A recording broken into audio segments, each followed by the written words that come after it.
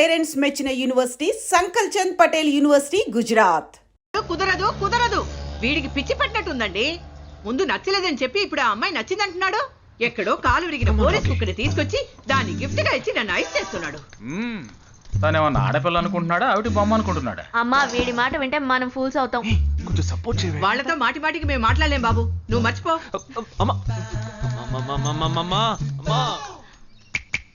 ఏంటి ఎగతాళిగా ఉందా?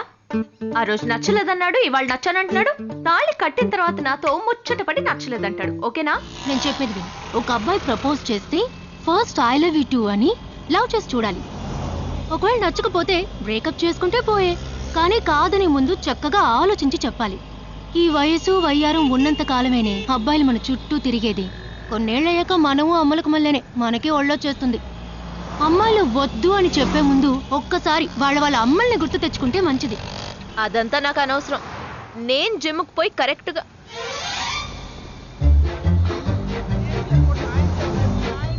తెలుగు వాళ్ళ ఉన్నాడు. ఒక హాయ్ చెప్పు చూద్దామా? నేను వద్దనేది వీణ్ణే. హాయ్.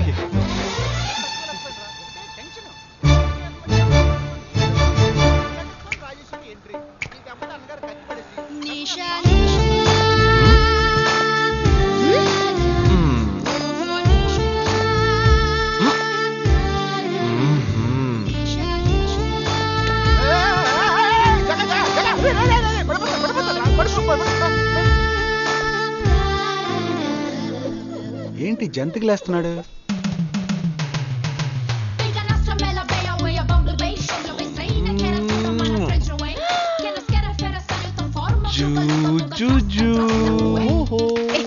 దిగు దిగు.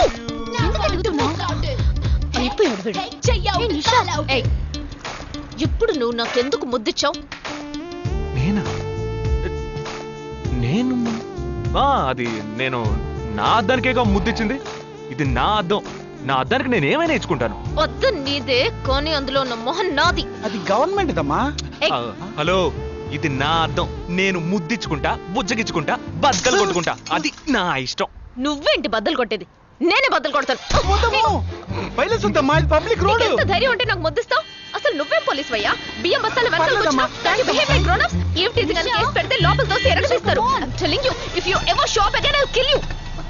నా అత్తగారి కన్నా డేంజర్ గా ఉంది. బాక్సర్ నిషా గురించి శాస్త్రి నగర్ లో అడుగు చెప్తారు.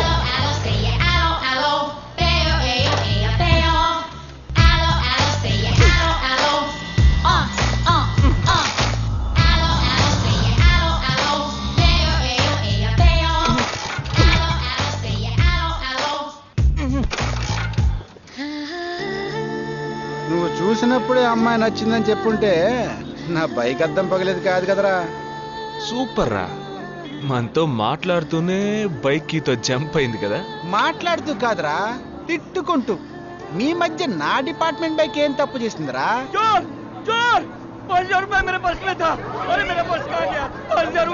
घबराओ मत, घबराओ मत, घबराओ मत. चोर बस में ही होगा. मैं पुलिस वाला हूँ.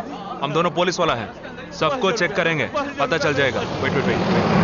ड्राइवर, बस को रुको. कोई उतरेगा नहीं. सबको चेक करेंगे.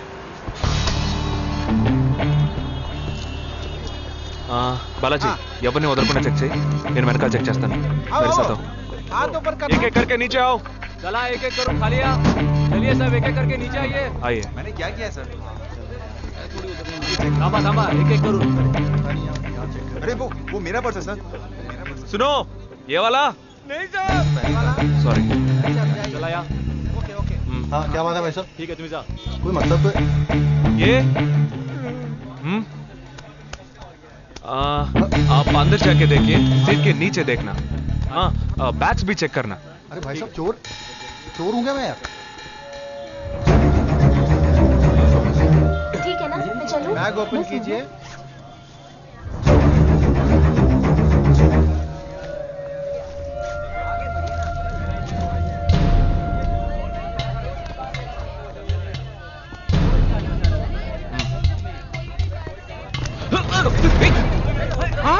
पर्स को चोरी करके मेरा पर्स. मेरा पर्स. दंग वीडरा.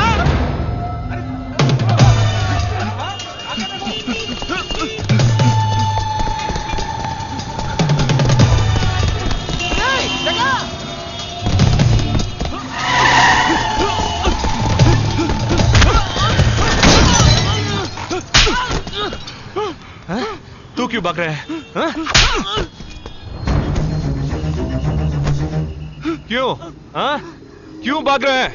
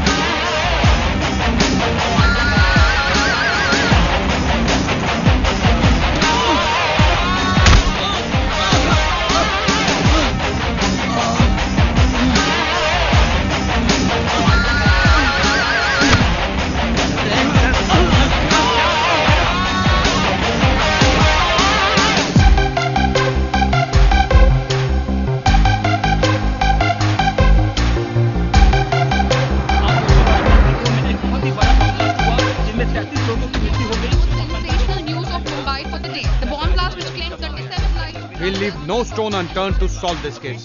मुझे इस बात का पूरा यकीन है कि कोई पुख्ता सबूत जरूर मिलेगा। मैं इस तरह के आतंकवादी संगठनों को बता देना चाहता हूं कि सिर्फ एक बस ब्लास्ट को वो अपनी जीत ना समझें। ముందండి ఎంక్వైరీ చేయడం మానేసి హాస్పిటల్ నుంచి ట్రీట్మెంట్ ఇస్తున్నారు చూడరా. अपने इस देश की जनता के लिए मैं अपने जिस्म को तार तार करके भी इनकी रक्षा करूंगा। जिस तरह अपनी जान की बाजी చూడు ఊపిరాడకుండా ఎలా మాట్లాడుతున్నాడు. వీడే పెద్ద పట్టుకున్నట్టు. అది నేనుండాల్సిన చోటు నువ్వే కిందకి ఈడ్చుకొచ్చేసావు. ఇలా టీవీలో గనక నేను వచ్చుంటే ఈ పాటికి మా అత్తగారు బెదిరిపోయి ఉండేది. ఇంట్లో సీనే రివర్స్ అయి ఉండేది. రేయ్ ఇన్స్పెక్టర్ అయి ఉండేవాడిని. कि जब तक मुझ जैसे जाबाज सिपाही about 18 people killed and about 26 people injured. బస్సులో బాంబు పేల్చి ప్రజల్ని ఆందోళనకి గురి చేయడం తీవ్రవాదుల ఉద్దేశం అయ్యుండదని, మరో చోటికి తరలించే సమయంలో ఊహించని విధంగా ఆ బాంబు పేలి ఉండవచ్చని, పట్టుబడిన అజ్మల్ లతీఫ్ వంటి తీవ్రవాదులు ఇంకా ఎంతో మంది ఉండి ఉంటారని, వారి భవిష్యత్ ప్రణాళికలు కూడా ఏమిటో తెలియకపోవడం మరింత భీతిని కలిగిస్తోందని హోమ్ మినిస్టర్ విచారం వ్యక్తం చేశారు. ప్రస్తుతం ఆంధ్రప్రదేశ్ యాత్రాంధ్రప్రదేశ్ గా మారింది. పాదయాత్రలకు వస్తున్న ప్రజానికాన్ని చూసి నిజానిజాల అంచనాలు తారుమారవుతున్నాయి.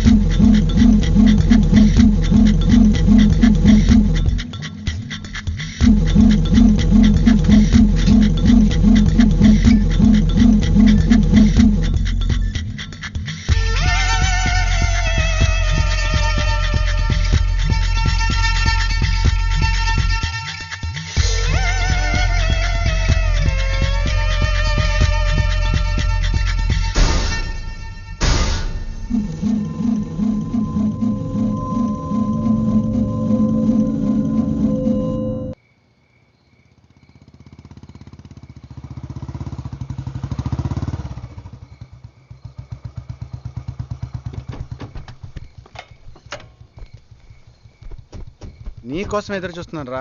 ఏ లోపల పద చెప్తాను.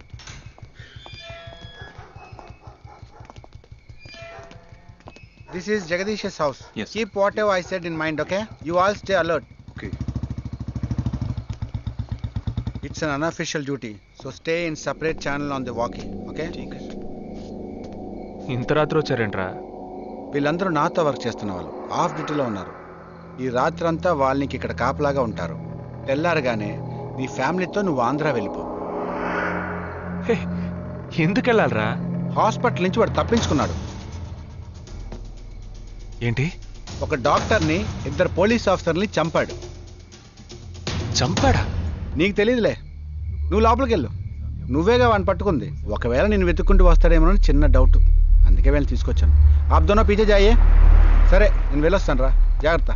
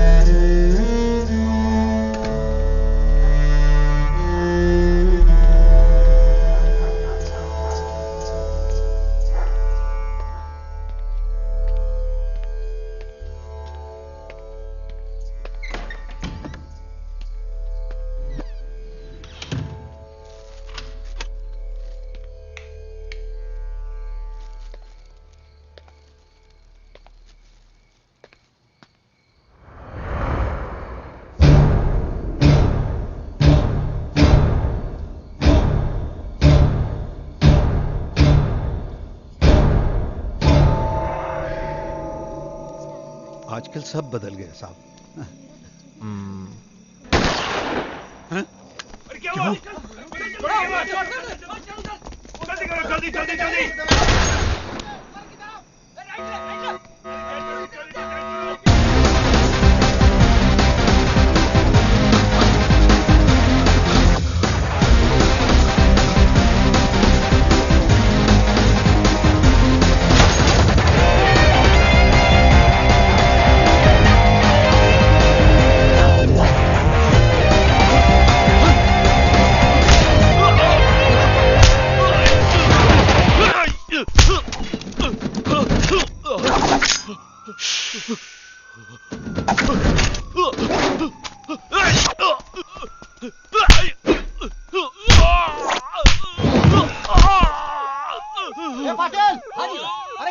देखना जाने पीछे यार तू।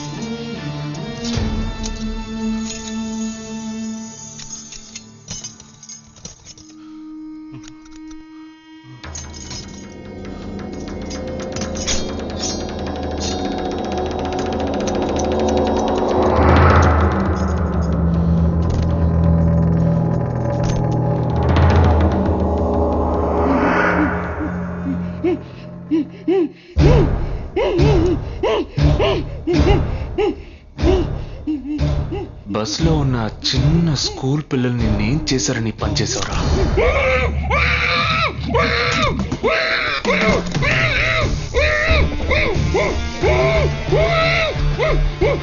నేనేమి అడగకుండా వేలెందుకు కట్ చేశానో చెప్పనా? ఇప్పుడు ఒక ప్రశ్న అడగబోతున్నాను, దానికి సమాధానం చెప్పకపోతే ఏం జరుగుతుందో నువ్వు తెలుసుకుంటావా?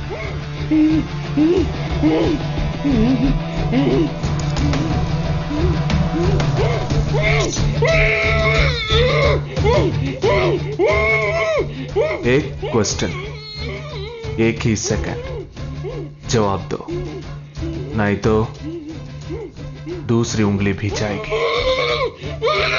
Someone helped you at the hospital. Who was that? Security chief Somashankar.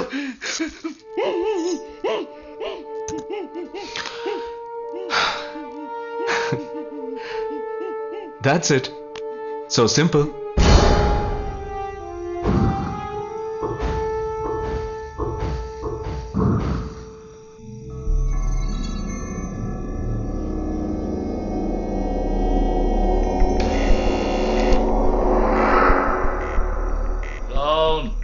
मैं हूं।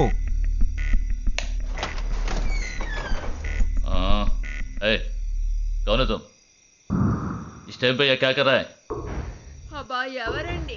अरे क्या वस्तुना? अरे तेरा से पूछ रहा हूँ क्या कर रहा है इधर?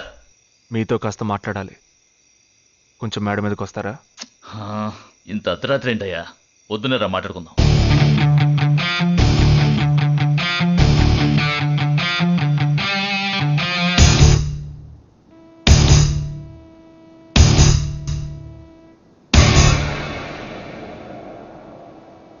నువ్వు తప్పించిన వాడు ఇప్పుడు మా ఇంట్లోనే గెస్ట్గా ఉన్నాడు. సారీ, నేనెవరో చెప్పలేదు కదా. నా పేరు జగదీష్, ఇండియన్ ఆర్మీ. కానీ నేను అది మాత్రమే కాదు, DIA, డిఫెన్స్ ఇంటెలిజెన్స్ ఏజెన్సీలో వన్ ఆఫ్ ది స్పెషలిస్ట్, మిలిటరీలో సీక్రెట్ ఏజెంట్. ఈ విషయం నాతో వర్క్ చేసే వాళ్ళకి, నా ఫ్రెండ్స్కి, అంతెందుకు నా ఫ్యామిలీ కూడా తెలియదు.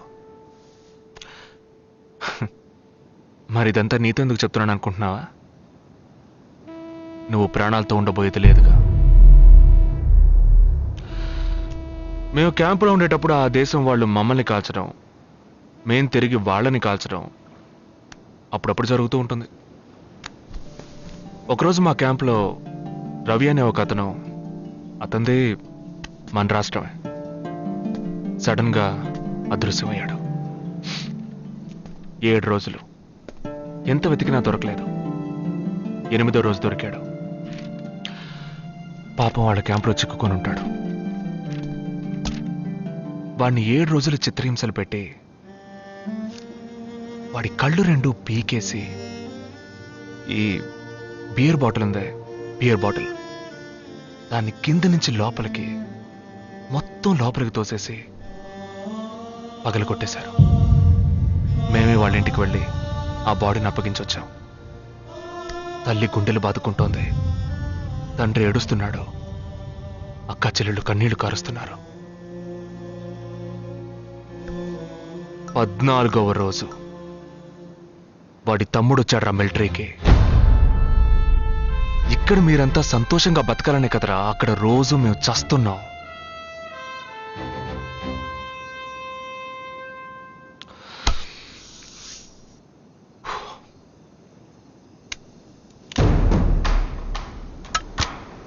ఇది లోకల్ మేడ్ గన్, ఇది నా గన్. నేను నిన్ను కాలిస్తే ఎందుకు కాల్చానో వివరణ ఇవ్వాల్సి ఉంటుంది. నువ్వు చచ్చి శవమైనా నీ కుటుంబం నీ మొహాన్ని ఉమ్మేస్తుంది. నీ పిల్లలు సిగ్నల్ దగ్గర ముష్టెత్తుకుంటారు. నీ పెళ్ళాం రాత్రుల్లో రోడ్డు పక్కన నుంచొని చేతులోపి పిలుస్తూ ఉంటుంది. అదే నిన్ను నువ్వే కాల్చుకుంటే డ్యూటీ పీరియడ్లో సూసైడ్ అని మీ ఇంట్లో ఒకరికి ఉద్యోగం వస్తుంది, PF డబ్బు వస్తుంది, పెన్షన్ ప్రతి నెల వస్తుంది. నిర్ణయం నీకే వదిలిపెడుతున్నాను. ఆ గన్ను ఏమాత్రం నా వైపు తిరిగినా నేను నిన్ను కాల్చేస్తాను.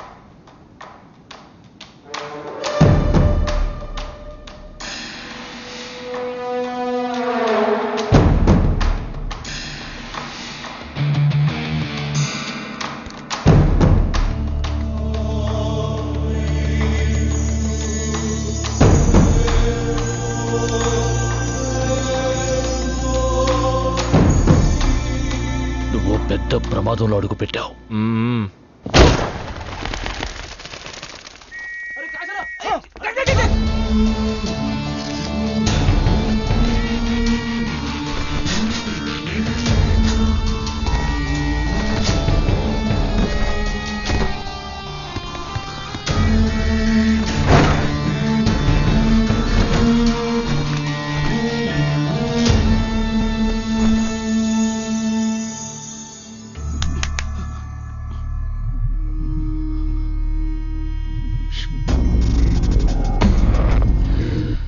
మీ ఇద్దరికి పూర్తిగా ఏమీ తెలియదని నాకు తెలుసు. ओह सॉरी, मुझे पता है तुम दोनों को पूरी बात पता नहीं.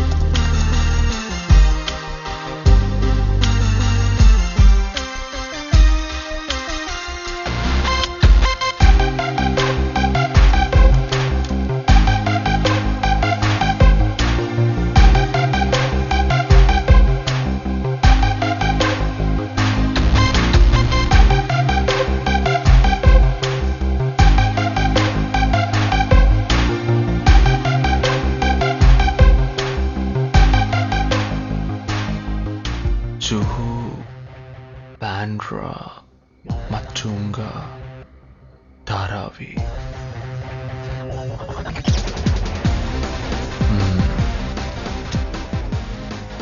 ముంబై సిటీలో 12 చోట్ల అటాక్.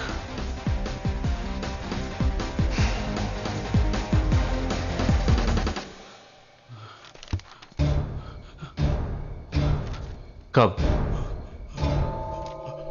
27th.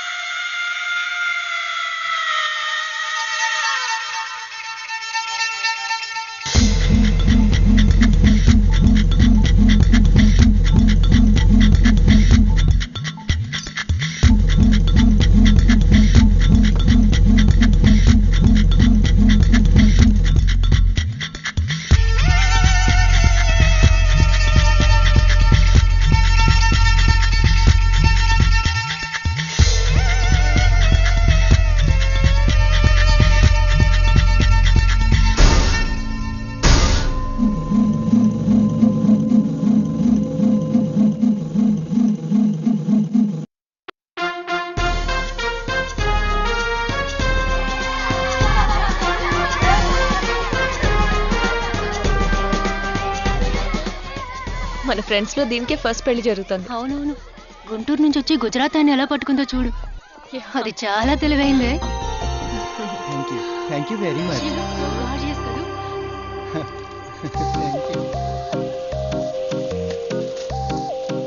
సిగ్గు చూడు. Thank you. Hi, congratulations. Hey wow, thank you. Hi thank you. నాకు చిన్న డౌటా? ఏంటి? ప్లీజ్ ప్లీజ్ ప్లీజ్ 5 నిమిషాలు అట్రావే. ఈ నదిలేసి ఎలా రాను? ప్లీజ్, నాకు తల పగిలేట్టుంది. Sorry, excuse me, 1 minute.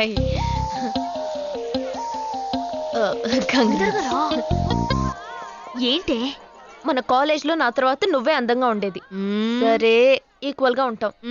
Hostel room full గా రణబీర్ కపూర్, షాహిద్ కపూర్, జాన్ అబ్రామ్ లో ఫోటోలు పెట్టుకున్న దానివి ఇలాంటి సొట్టగాడిని, ఇలాంటి వారిని ఎలా పెళ్లి చేసుకుంటున్నావే? ఇలా చూడు, ప్రాక్టికల్ గా ఆలోచించు. నెలకి 2 లక్షలు సంపాదిస్తున్నాడు. ఎంతకు మించి ఏం కావాలే? పిచ్చిదానా, అందానికి సంపాదనకి సంబంధం లేదే.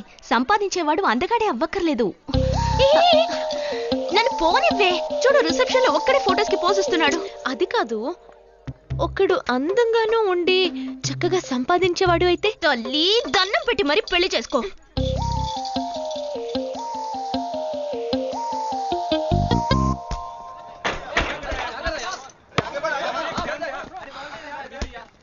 ఏంట్రా అలా ఉన్నావు? ఒక విషయం గురించి ఎంతో ఆలోచిస్తున్నాను రా, సరైన సమాధానం చిక్కట్లేదు. ఏంటో చెప్పు, నాకు చిక్కుతుందేమో చూద్దాం. పోలీసు నా వల్లే కావట్లేదు. ఈయన వచ్చాడండి పెద్ద. పోలీసు వాళ్ళకి మిలిటరీ వాళ్ళకి ఉన్న తేడా ఏంటో చెప్పనా? వాళ్ళు ఎవరు బుద్ధిని ఉపయోగించాల్సిన అవసరం లేదు. అటెన్షన్ అంటే కాలు కలపడం, స్టాండర్డీస్ అంటే కాలు విడదీయడం, షూట్ అంటే దడ కాల్చి పారేయడం. కానీ పోలీసు వాళ్ళు అందరం బుద్ధిని ఉపయోగిస్తాం. పిక్ పాకెట్ గాడిని పట్టుకోబోయే ముందు పిక్ పాకెట్ గాడి మళ్ళీనే ఆలోచిస్తాం. హంతకుడిని పట్టుకోబోయే ముందు హంతకుడి మళ్ళీనే ఆలోచిస్తాం. తీవ్రవాదిని పట్టుకోబోయే ముందు తీవ్రవాదిగానే మారుతాం. అలాంటి పోలీసుని నా బుద్ధిని నేను ఉపయోగించుకోగలను, కానీ నువ్వు వెళ్ళి బంతాడాడుకోమ్మా. నీ సమస్య ఏంటో చెప్పరా, పరిష్కారం ఉందో లేదో చెప్తాను. సరే, పరిష్కరించరా. ఆ టెర్రరిస్ట్ తప్పించుకుపోయాడు కదా, ఆ రోజు రాత్రే ఒక పోలీస్ ఆఫీసర్ తన ఇంట్లో షూట్ చేసుకుని ఆత్మహత్య చేసుకున్నాడు. ఆ తీవ్రవాది తప్పించుకుపోయేటప్పుడు ఆ ఆఫీసరే డ్యూటీలో ఉన్నాడు. ఈ 2 ఇన్సిడెంట్లకు ఏదైనా సంబంధం ఉన్నదేమో అని నా బుర్రకి ఇప్పుడు వచ్చిన డౌట్.